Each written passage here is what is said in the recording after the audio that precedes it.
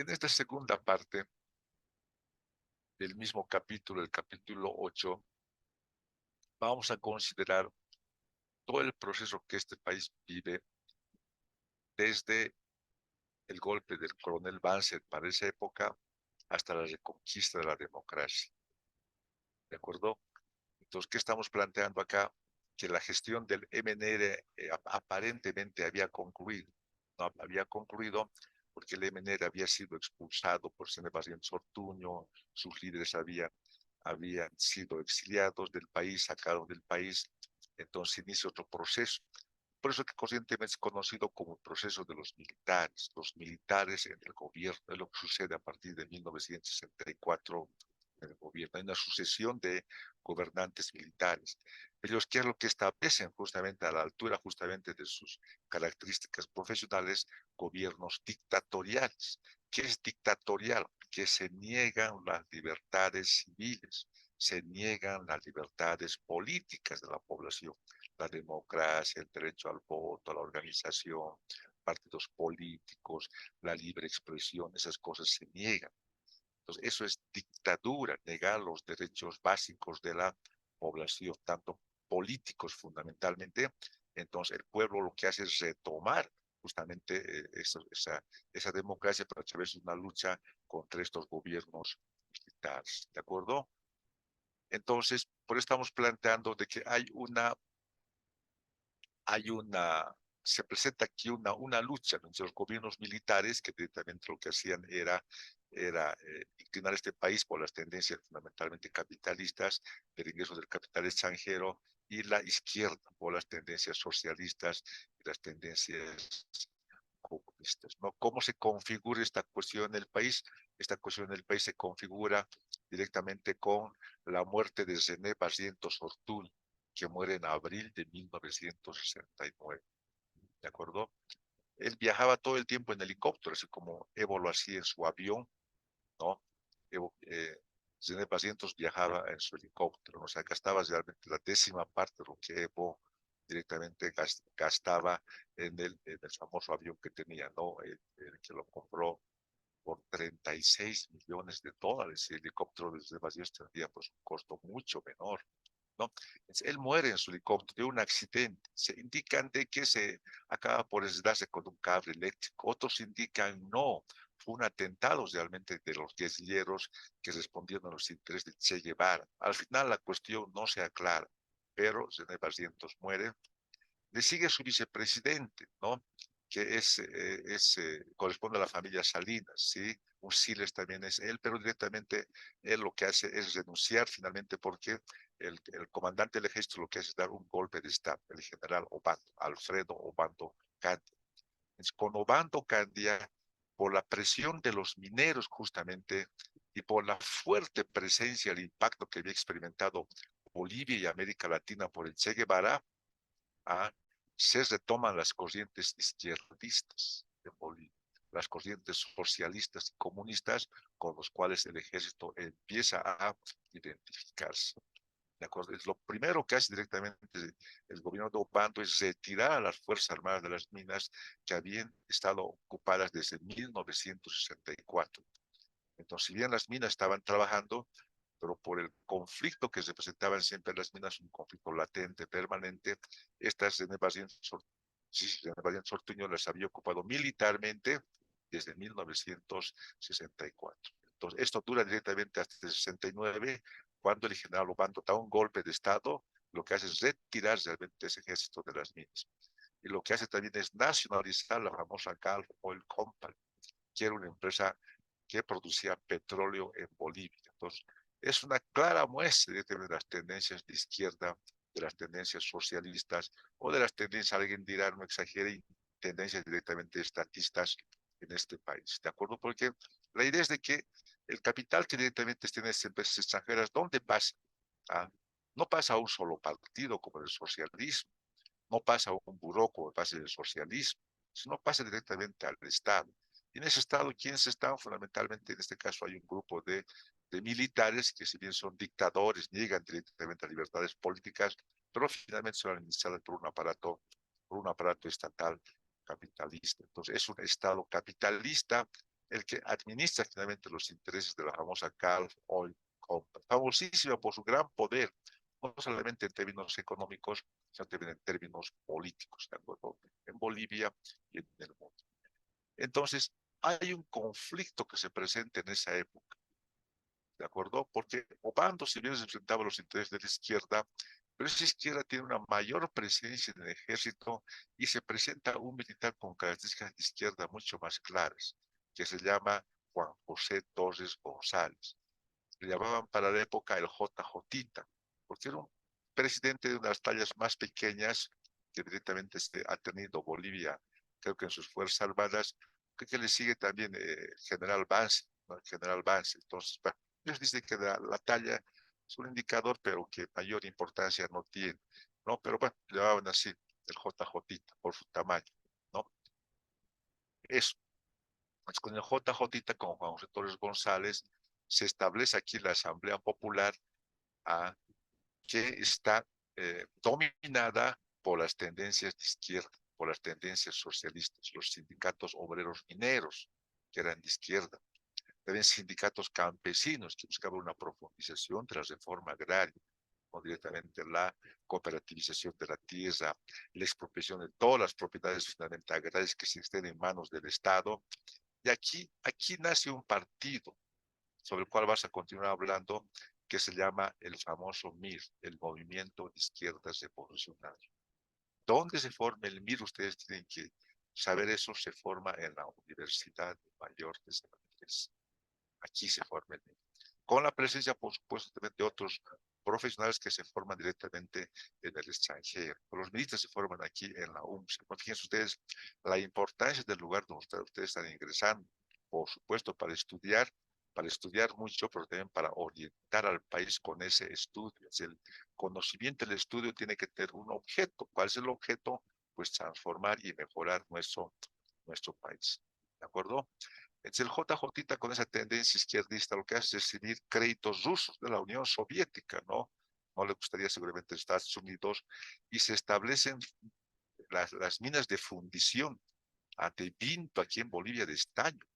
¿Qué quiere decir eso? Que Bolivia ya no exportaba directamente para la época el mineral así en bruto, o un mineral con una fundición muy poco refinada, sino que aquí se establecen hornos de fundición en Vinto con los créditos de la Unión Soviética. Entonces, aquí se exportan directamente lingotes de estaño, gracias a esa fundición que se instala en Vinto. ¿De acuerdo?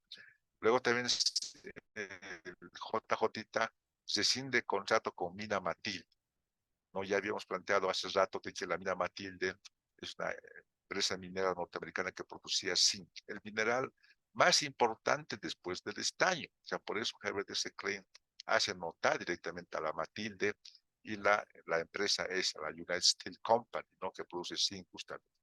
Y luego también JJ, Juan José Torres González, expulsa al Cuerpo de Paz, que eran directamente grupos norteamericanos que venían aquí directamente a Bolivia, los países latinoamericanos, con el afán fundamentalmente de colaboración frente al estado de pobreza en el cual nos encontramos. Pero se difunde el hecho de que este Cuerpo de Paz lo que estaba dando lugar era a la esterilización de las mujeres campesinas, del Cuerpo de Paz. Los campesinos observan que sus mujeres no tenían los hijos. Un campesino para la época tenía mínimo 7, 8, 9 hijos. Entonces, algo estaba sucediendo, que sus parejas ya no tenían hijos. Entonces, atribuyen esto al Cuerpo de Paz. ¿Y el Cuerpo de Paz por qué hacía esto? ¿Por qué se hace esa idea? Porque según los norteamericanos somos pobres porque somos muchos. Es para dejar de ser pobres debemos dejar de tener hijos. Si tenemos menos hijos, va a ser realmente un buen inicio para generar riqueza. La idea era esterilizar a las mujeres. ¿Y a quiénes? A los más pobres y a los que tenían más hijos, que eran los campesinos. 7, 8, 9, hasta 10 hijos fácilmente tienen las familias campesinas, ¿de acuerdo? Que a nivel urbano se tenían hasta 6 y 7 hijos fácilmente, ¿de acuerdo? Entonces puso este Cuerpo de Paz. En esa situación, cuando la Asamblea Popular estaba creciendo, ¿no? Con la intención directamente de construir aquí un modelo comunista, expropiar absolutamente todas las actividades privadas, fundamentalmente minería, agricultura, que pasan al mano del Estado, se presenta un golpe del coronel Hugo Banzer Suárez el 29 de agosto de 1971. ¿De acuerdo? Es lo que sucede, ¿no? Y eso es uno de los golpes más sangrientos, se dice. 21 de agosto, sí, pues más sangriento. ¿Por qué más sangrientos? Porque el comunismo ya está expandido en las principales ciudades del país, especialmente el eje central, La Paz, Cochabamba, Santa Cruz, en las universidades, centros mineros, fábricas, etcétera, etcétera. Si Banzer da un golpe, lo que hace es arrasar, lo que hace es intervenir la Universidad Gabriel de Nuevo en Santa Cruz, ¿no? Igualmente pasa en Cochabamba, por universidad, igualmente pasa con la UMS, aquí en La Paz. Entonces, realmente son los golpes más sangrientos, se dice, porque lo que sucede es que es el ejército el que ataca el monobloc. Ustedes conocen en la avenida Villazón, de lo que pasa, porque es uno de los más sangrientos. El ejército con su aviación, luego con sus tanques, ¿de acuerdo? Hay una masacre de universitarios aquí en Cochabamba, en Santa Cruz, después de las masacres más sangrientas que ha vivido este país en esa época, ¿de acuerdo? Se declara directamente ilegal a la Central Boliviana, a la Federación Sindical de Trabajadores de Bolivia, y Banzer lo que hace es gobernar con tres partidos. El MNR, que se suscita después de haber sido expulsado en el 64, FCB, que se había formado en la, en la época del 50, cuando el MNR estaba ya dividido con Hernán Siles Suazo, el FCB toma cuerpo como un partido político, Falange Socialista Boliviana, con Óscar Unzaga de la Vega, era el segundo partido en importancia después del MNR en las ciudades, ¿de acuerdo? Entonces, con estos dos partidos, Banzer hace un frente, de esa manera gobierna. Pero después Banzer lo que acaba también es deshacerse de este frente y declararse dictador, ¿no? Por la coincidencia de la economía internacional, lo que sucede es que hay un auge de la minería. ¿De acuerdo? Auge de la minería que significa mejores precios para nuestro estaño, para nuestro zinc, fundamentalmente. Estamos hablando de azúcar, algodón, soya, etcétera, etcétera. Y también se desarrolla la construcción. Entonces es un elemento muy importante. Entonces con Banzer, con mejores precios para la minería, pero ¿por qué enfatizan usted en la minería? Porque de la minería obtenemos dólares. De la minería obtenemos ingentes recursos económicos. Con esa minería lo que hacemos es modernizar la agroindustria en Santa Cruz, ¿no? En soya, en algodón, en azúcar. También damos caminos, hospitales a Santa Cruz. Santa Cruz entonces se potencia. Pero no solamente eso, sino también hay actividades de construcción en términos de caminos, en términos de puentes. Pero no solamente en eso, algo que les va a llamar la atención a ustedes, las ciudades se modernizan, empiezan a modernizarse directamente ya a partir de esa época, porque el Estado disponía de ingresos importantes. Entonces decimos aquí, hay un auge de la economía, pero ese auge parece que es muy breve, porque del auge después vamos a la crisis, ¿de acuerdo? Entonces, este auge es definido fundamentalmente por factores externos. ¿Por qué? Porque nos va bien si hay buenos precios en el mercado externo y nos va mal si hay malos precios en el mercado externo, por supuesto, para los famosos commodities que se dice corrientemente o para nuestros bienes que se exportan como directamente son los minerales, ¿cierto? Los minerales, el petróleo, el gas, los famosos commodities, ¿no? Entonces, ¿no? Entonces, como les venía diciendo, el general Banzer, de acuerdo nomás a la profesión que tiene, se instala como un modelo autoritario y antipartidos en la región en 1973. No era una novedad, también pasa en Chile, pasa en Argentina, entonces forma aquí un triángulo directamente de un modelo autoritario y formado por presidentes militares. Aquí en Bolivia, el general Hugo Banzer Suárez. En Chile, el general Pinochet. Igualmente en Argentina, otro general. En la lucha fundamentalmente contra todo lo que es comunismo. Entonces hay una guerra contra el comunismo, contra todos los partidos de izquierda, etcétera, etcétera. Entonces, eso, ¿no? Y la izquierda, por supuesto, se organiza. Aquí nos organizamos en términos de mineros. Aquí en términos de guerrillas, igualmente en Chile, las guerrillas, en Argentina, los montoneros, el ERP, en Uruguay de la misma manera, los montoneros, ¿no? Entonces hay una lucha directamente entre las tendencias de izquierda comunistas y las tendencias directamente capitalistas definidas por los militares. Entonces, como le venía diciendo, hay un auge de los precios, ¿de acuerdo? Bolivia crece anualmente 6%, fíjense ustedes, como nunca la economía boliviana ha crecido, en la época de base crecíamos al 6% de lo que nunca volvimos a reeditar esta cuestión. Yo creo que es un gran logro del general Banzer, pero fundamentalmente del mercado externo. ¿Por qué? Porque los minerales se habían duplicado, en este caso el estaño. Tienen los precios del petróleo y del gas eran muy buenos. Y eso se traduce en buenas exportaciones, por supuesto, las exportaciones son incentivadas, aunque fundamentalmente con los precios pues ya estábamos en mejor situación. Y la balanza comercial, por supuesto, mejora. ¿Qué significa eso, balanza comercial? Es una relación entre las exportaciones y las importaciones. En lo que vendemos, lo que compramos de afuera. Entonces, es más lo que vendemos en términos de valor y es menos lo que compramos en términos de valor. Por eso tenemos una balanza comercial favorable, ¿de acuerdo? O sea, más directamente percibimos por exportaciones en dólares, pero también compramos de afuera, esto, pero compramos en menor grado. Pues la balanza comercial es favorable, ¿de acuerdo? Como plantea Herbert S. Klein. Se transforman las ciudades, o sea, toda esta bonanza se transforma a nivel urbano. Los edificios que hoy en día ustedes los conocen surgen justamente a partir de la época de Banzer, porque para esa época de Banzer, para los inicios, el edificio más grande, ¿saben cuál era? El de la Universidad Mayor de San Andrés, el monobloco. Ese es el edificio más grande. No había edificio más grande más en este país. Todas las casas no pasaban, eran menos que el monobloco. Hoy en día la cosa ha cambiado totalmente. Entonces, fíjense ustedes lo que ha pasado realmente en este país y donde ustedes nacieron, ¿de acuerdo?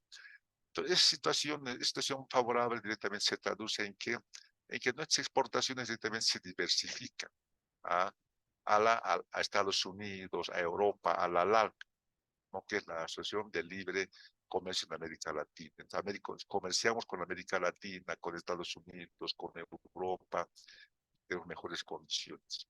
Santa Cruz se potencia en bienes agrícolas, azúcar, algodón, etcétera, etcétera. Todo eso se debe fundamentalmente a esto, minerales, el estaño, a las minas. Si Santa Cruz es así, gracias al trabajo minero y después del petróleo y del gas, que potencian sus actividades agroindustriales. Entonces eso hay que tomarlo muy en cuenta cuando se habla del modelo cruceño, el modelo exitoso, el mejor modelo. Habrá que pensar, como si vayamos al origen, porque uno piensa que el origen, es dónde está el origen, que es recibir importantes excedentes de los altiplano que se dirigieron a Santa Cruz y potenciaron justamente por eso su agroindustria, ¿de acuerdo? Ese elemento hay que destacar. Pero hay un problema que también parece que se mantiene en este país, que luego se viene la crisis. ¿Por qué? Porque es fiscal la crisis. El Estado empieza a gastar más de lo que tiene.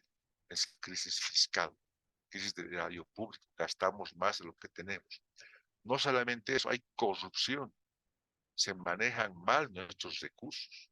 Ah, se indican que hay contratos, hay caminos, hay obras, pero no hay tal.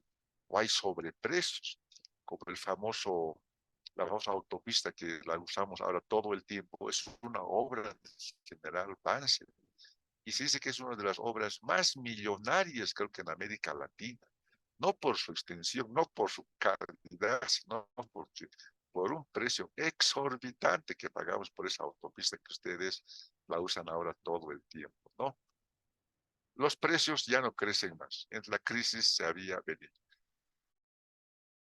Lo que se hace es devaluarse la moneda. Cuando se devalúa la moneda, ¿qué es lo que sucede?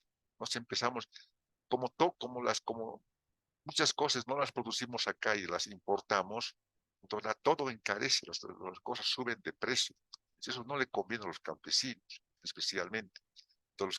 Y los campesinos venden que su papa, venden que el chuño que venden, la carne que traen, etcétera, no, no tenían los precios subidos tal como tenían los productos que ellos usaban, que eran los industriales, entonces se insurreccionan en Tolata y Epizán, ¿no?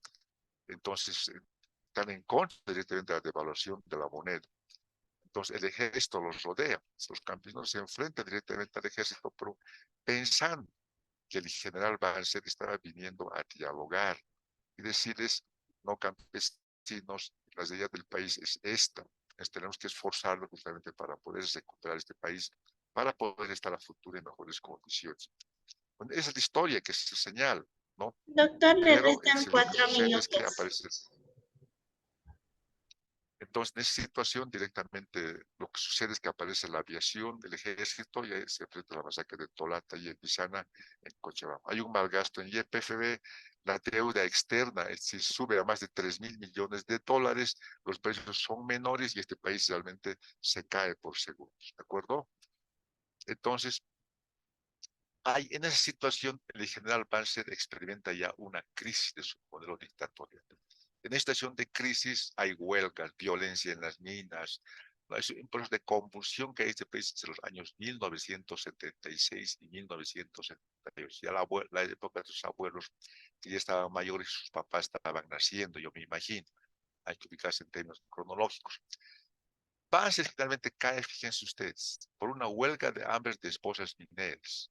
De acuerdo, en diciembre, que hay un error, en diciembre del año 1977.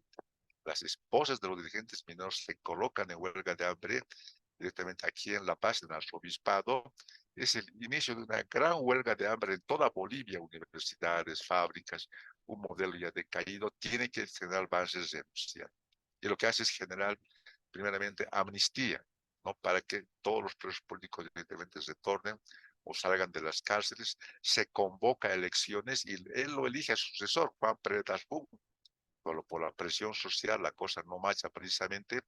Y hay un partido que se forma en esa época, que es la famosa UDP, la Unidad Democrática y Popular. Otra vez los comunistas, con Hernán de Suazo, el Partido Comunista, el Movimiento Izquierda Revolucionaria, son los que triunfan.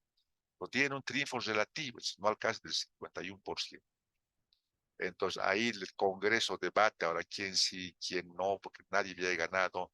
Y están los dos interinatos de Walter Guevara Arce, Lidia Gayler Tejada, y en medio de todo eso hay dos golpes de Estado, el golpe de Alberto Natush Bush y el golpe de Luis García Pérez. Y en ese proceso directamente son asesinados los líderes del movimiento de izquierda revolucionaria, ¿de acuerdo?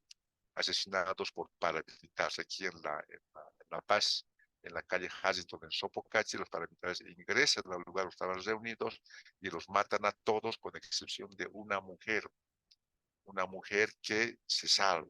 Se dice que se escondió del techo, de entre techo, debajo de una cama. Gloria Ardaya, la señora. Alguna vez escucho de ella. Se habla mucho de ella. ¿Qué pasó? Porque ella se salvó, todos murieron. Da que pensar, indica, ¿no? Ya.